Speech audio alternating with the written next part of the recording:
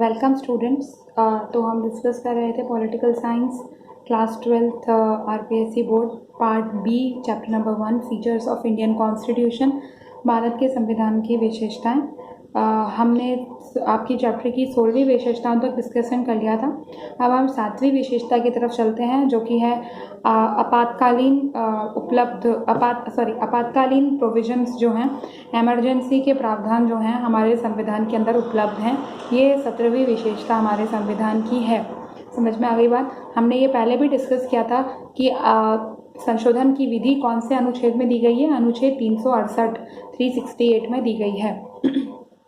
ठीक है, आपको ये मालूम होना चाहिए कि जो आपातकाल के जो ये प्रावधान हैं, यह संविधान के भाग 18 में दिए हुए हैं। संशोधन के जो प्रावधान हैं, आपातकाल के जो प्रावधान हैं, ये मैंने दोनों को मिक्स कर दिया, संशोधन को और आपातकाल को, माफ़ी चाहती हूँ। संशोधन अलग है, अमेंडमेंट होता है, और आपातकाल मतलब होता है इमरजेंसी। ठीक है, तो इमरजेंसी के जो प्रोविजंस हैं, आपातकाल के जो प्रोविजंस हैं, वो आपको कहाँ मिलेंगे? भाग 18 में मिलेंगे। कहाँ मिलेंगे? भाग 18, part 18 of the Indian constitution. ठीक है, 3 तरह के आपातकाल होते हैं, 3 तरह की इमरजेंसीज होती हैं।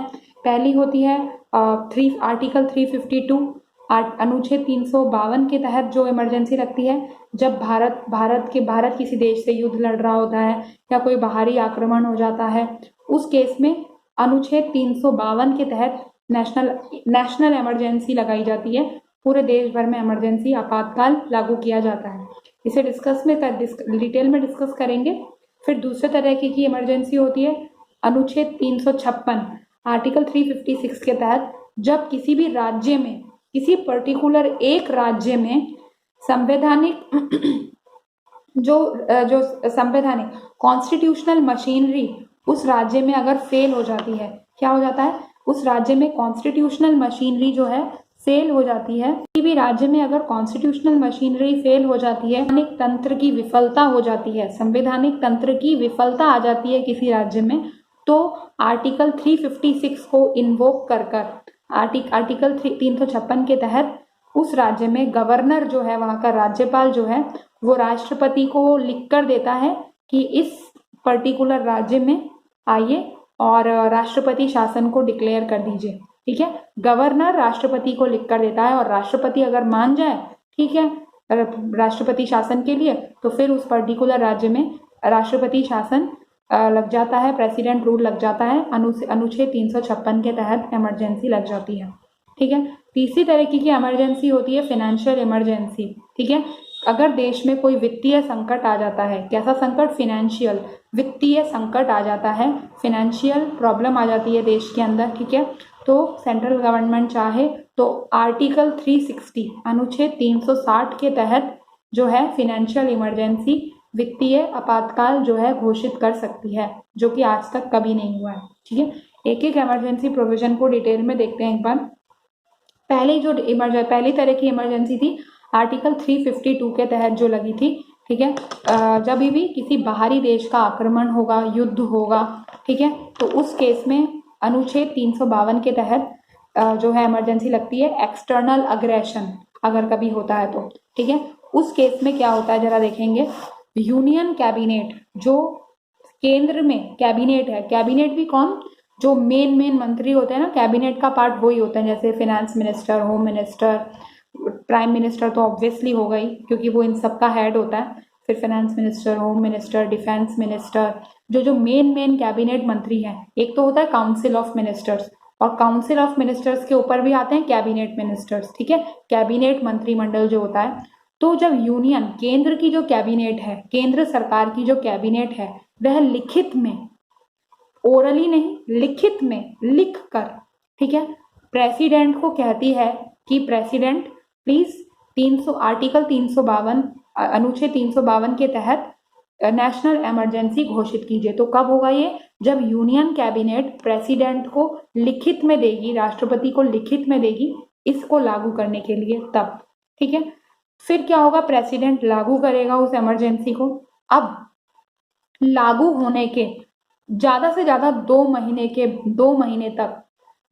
के अंतराल के अंदर लागू होने के बाद में 2 महीने के अंतराल के अंदर जो दोनों जो संसद है, भारत की जो संसद है, लोकसभा और राज्यसभा के द्वारा इस इमरजेंसी को पास करना होगा। 2 महीने लगने के बाद में 2 महीने के अंदर अंदर भारत की संसद के द्वारा 2 महीने के अंदर अंदर इसे पास करवाना होगा। ठीक है। अगर मान लीजिए लोकसभा जो है वो बीच में ही डिसॉल्व हो जाती है, लोकसभा अगर बीच में ही डिसॉल्व हो जाती है तो राज्यसभा, क्योंकि एक परमानेंट हाउस है, राज्यसभा कभी भी खत्म नहीं होता है, राज्यसभा हमेशा परमानेंट रहती है। ठीक है, राज्यसभा एक परमानेंट हाउस है, तो राज्यसभा उस इमरजेंसी को क्या करेगा, पास करेगा। और राज्यसभा के पास करने के 1 महीने के अंदर अंदर लोकसभा वापस से गठित होगी और उसको पास करेगी 1 महीने के अंदर अंदर। क्या है ये पूरा? ठीक है, यूनियन कैबिनेट ने लिखकर प्रेसिडेंट को बोला कि इमरजेंसी लगाओ। ठीक है, प्रेसिडेंट ने इमरजेंसी, नेशनल इमरजेंसी लगा दी। ये है एक्सटर्नल अग्रेशन, बाहरी अगर किसी तरह का आक्रमण हुआ है, युद्ध हो रहा है, ये तब की बात है ये।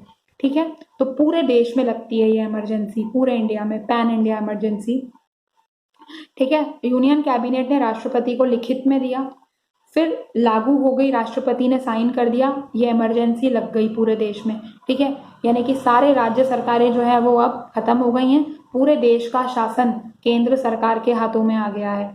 ठीक है, अब ठीक है, लागू होने के बाद में क्या होगा, लागू होने के 2 महीने के अंदर अंदर इस इमरजेंसी को सदन से पास करवाना होगा, सदन के दोनों हाउसेस, लोकसभा राज्यसभा से पास करवाना होगा 2 महीने के अंदर अंदर।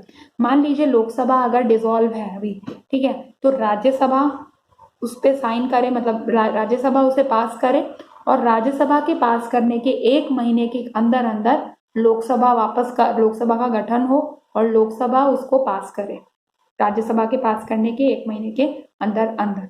समझ में आ गई बात? तो इस तरीके से नेशनल इमरजेंसी आर्टिकल 352 के तहत लगाई जाती है।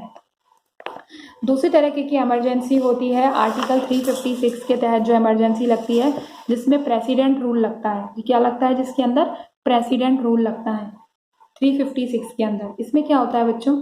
इसमें ये होता है कि कोई भी मान लीजिए राज्य, वहां पे कॉन्स्टिट्यूशनल मशीनरी का फेलियर हो गया है। क्या हो गया है? कॉन्स्टिट्यूशनल मशीनरी का फेलियर, संवैधानिक तंत्र की विफलता हो गई है किसी भी पर्टिकुलर राज्य में। तो अगर वहां के उस राज्य के राज्यपाल यानी गवर्नर को लगे कि अब इस राज्य का शासन करना मुमकिन नहीं है संविधान के अकॉर्डिंग, संविधान के तहत इस राज्य का शासन करना अब मुमकिन नहीं है, तो गवर्नर प्रेसिडेंट को लिख के भेजेगा। गवर्नर यानी उस राज्य का राज्यपाल राष्ट्रपति को लिख कर भेजेगा कि इस राज्य में राष्ट्रपति शासन लागू कर दीजिए। समझ में आ गई बात? तो प्रेसिडेंट को अगर लगेगा तो वो उस राज्य में राष्ट्रपति शासन को लागू कर देगा। राष्ट्रपति शासन कौन से वाले अनुच्छेद के तहत लगाया जाता है? अनुच्छेद 356, आर्टिकल 356। और नेशनल इमरजेंसी कब लगाई जाती है? आर्टिकल 352 के तहत। किसी भी स्टेट में प्रेसिडेंट रूल आर्टिकल 356 के तहत और पुराना आर्टिकल 352 के तहत। ये याद रखिएगा, बहुत इंपॉर्टेंट है ये।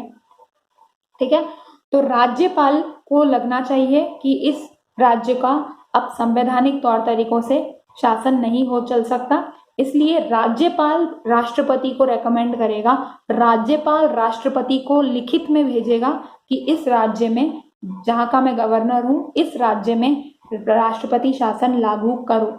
समझ में आ गई बात?